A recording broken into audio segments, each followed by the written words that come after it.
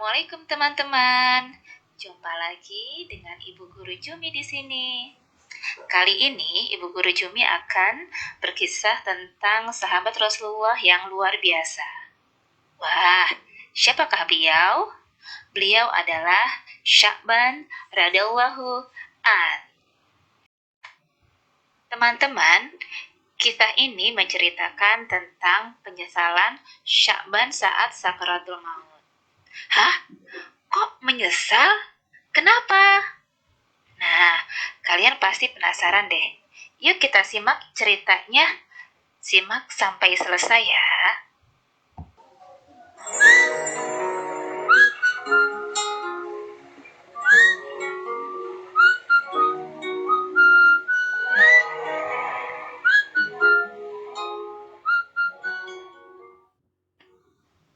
Teman-teman, sahabat Rasulullah bernama Sya'ban radhiyallahu an memiliki kebiasaan yang unik. Apa sih kebiasaan uniknya? Kebiasaan uniknya adalah dia selalu datang ke masjid sebelum waktu sholat berjamaah dimulai. Masya Allah. Dan ia, Sya'ban, selalu mengambil posisi di pojok masjid pada setiap sholat berjamaah. Dan beliau melakukan iktikaf. Kenapa sih Sya'ban sering mengambil posisi di pojok masjid? Rupanya alasan Sya'ban adalah karena tidak ingin mengganggu atau menghalangi orang lain yang akan melakukan ibadah di masjid itu juga, teman. Oh, Masya Allah, mulia sekali ya hatinya. Sya'ban beribadah di masjid, tapi tidak ingin juga mengganggu orang lain yang ingin beribadah di masjid itu juga. Masya Allah. Dan kebiasaan ini, teman-teman, sudah sangat dipahami oleh para sahabat yang lain, bahkan oleh Rasulullah. Pada suatu pagi, teman-teman, saat sholat subuh berjamaah akan dimulai, Rasulullah merasa heran karena tidak mendapati Sya'ban pada posisi seperti biasanya. Rasulullah pun bertanya kepada jamaah yang hadir, "Wahai para sahabatku, apakah ada yang melihat Sya'ban?" Sayangnya, tidak ada satupun sahabat yang melihat Sya'ban pagi itu. Salat subuh pun sengaja ditunda sejenak untuk menunggu kehadiran Sya'ban. Namun, Sya'ban yang ditunggu belum datang juga. Karena khawatir sholat subuh kesiangan, Rasulullah pun memutuskan untuk segera melaksanakan sholat subuh berjamaah. Hingga sholat subuh selesai, Sya'ban pun belum datang juga. Selesai sholat subuh, Rasul pun bertanya kepada para sahabatnya lagi, "Wahai sahabatku, adakah yang mengetahui kabar Sya'ban?" Sayangnya, lagi-lagi seluruh sahabat yang hadir kala itu tidak ada yang mengetahui kabar Sya'ban pagi itu. Rasulullah pun bertanya lagi, "Apa ada yang mengetahui di mana rumah Sya'ban?" Kemudian, salah seorang sahabat Rasulullah langsung mengangkat tangan. "Aku ya Rasulullah, aku tahu. Aku tahu persis di mana rumah Sya'ban." Begitu kata salah seorang sahabat Rasulullah. Karena Rasulullah merasa sangat khawatir terhadap Sya'ban, Rasulullah pun meminta diantarkan ke rumah Sya'ban. Oh, teman-teman, rupanya perjalanan dari masjid ke rumah Sya'ban cukup jauh dan memakan waktu yang lama. Juga hanya bisa ditempuh dengan berjalan kaki.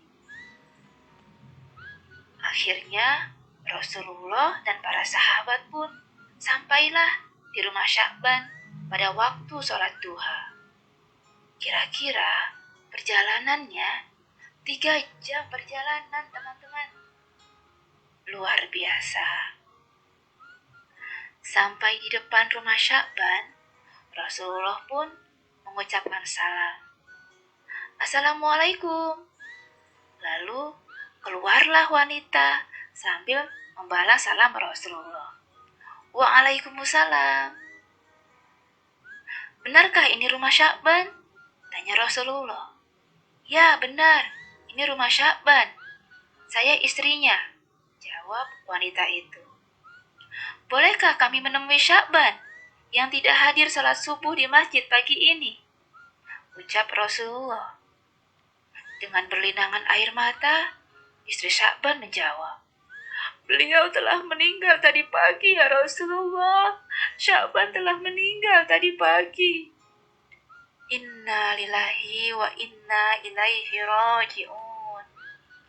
Rasulullah dan para sahabat menjawab semuanya itu dengan inna lillahi wa inna ilaihi raji'un.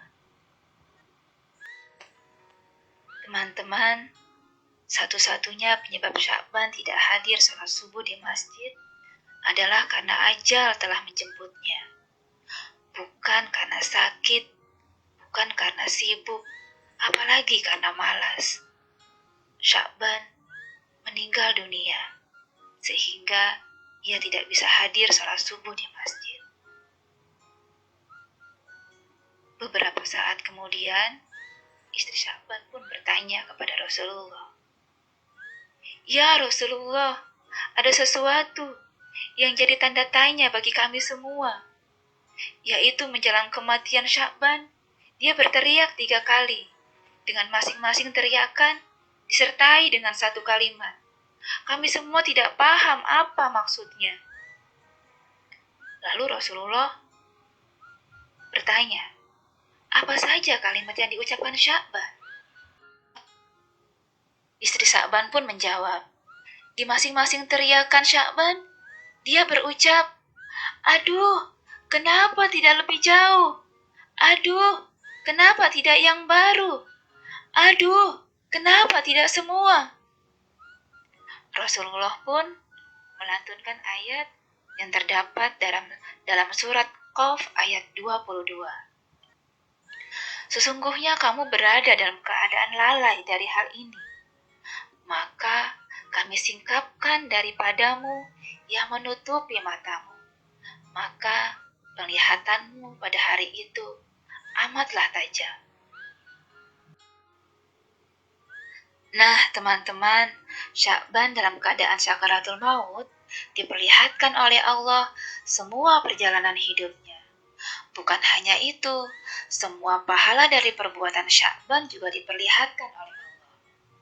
Apa yang dilihat oleh Sya'ban saat sakaratul maut tidak bisa disaksikan oleh orang lain. Dalam pandangan Sya'ban yang tajam itu, Sya'ban melihat suatu adegan di mana keseharian Sya'ban pergi pulang ke masjid untuk sholat berjamaah 5 waktu. Perjalanan sekitar 3 jam jalan kaki. Wah, itu bukan jarak yang dekat ya teman-teman. Dalam tayangan itu pula, Sya'ban diperlihatkan pahala yang diperoleh dari langkah-langkahnya ke masjid. Sya'ban melihat seperti apa bentuk surga yang dijanjikan sebagai pahalanya dia ke masjid. Ketika dia melihat indahnya surga itu, Sya'ban berteriak, aduh, mengapa tidak lebih jauh? Timbul penyesalan dalam diri Sya'ban. Mengapa rumahnya tidak lebih jauh lagi? Supaya pahala yang didapatkan lebih indah.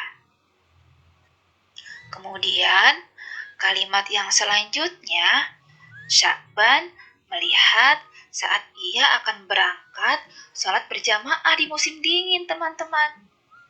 Saat Sya'ban membuka pintu, berhembuslah angin dingin yang menusuk tulang. Dia masuk lagi ke dalam rumah dan mengambil satu baju lagi untuk dipakainya. Sya'ban memakai 2 baju. Sya'ban memakai pakaian yang bagus, yang baru di bagian dalam, dan pakaian yang jelek, yang butut di bagian luarnya. Sya'ban berpikir, jika kena debu nanti, tentu yang kena debu hanyalah baju yang bagian luar. Dan ketika sampai di masjid, Sya'ban bisa membuka baju bagian luar dan sholat dengan baju yang lebih bagus yang dipakainya di bagian dalam. Kemudian teman-teman, ketika dalam perjalanan menuju ke masjid, Sya'ban menemukan seseorang yang terbaring kedinginan dalam kondisi menyedihkan. Sya'ban pun akhirnya iba, merasa kasihan, dan segera membuka bajunya yang bagian luar, lalu dipakaikan ke orang tersebut. Kemudian Sya'ban memapah orang itu ke masjid agar dapat melakukan sholat subuh bersama-sama. Alhamdulillah, orang yang kedinginan itu teman-teman selamat dari kematian akibat dingin dan bahkan sempat melakukan sholat berjamaah. Sya'ban pun kemudian diperlihatkan oleh Allah indahnya surga karena telah memakaikan baju butut Sya'ban ke orang yang kedinginan itu. Kemudian Sya'ban berteriak, "Aduh, kenapa tidak yang baru?" Sya'ban menyesal kenapa dia tidak memakaikan baju yang bagus, yang bisa mengantarnya ke pahala yang lebih besar. Begitu pikir Sya'ban. Kemudian teman-teman, Sya'ban melihat lagi suatu adegan saat Sya'ban hendak sarapan dengan roti yang dimakan dengan cara mencelupkan dulu ke dalam segelas susu. Tiba-tiba pengemis datang, pengemis yang kelaparan di depan pintu rumah Sya'ban. "Aduh, perutku lapar. Tuan, aku minta sedikit rotimu untuk aku sarapan.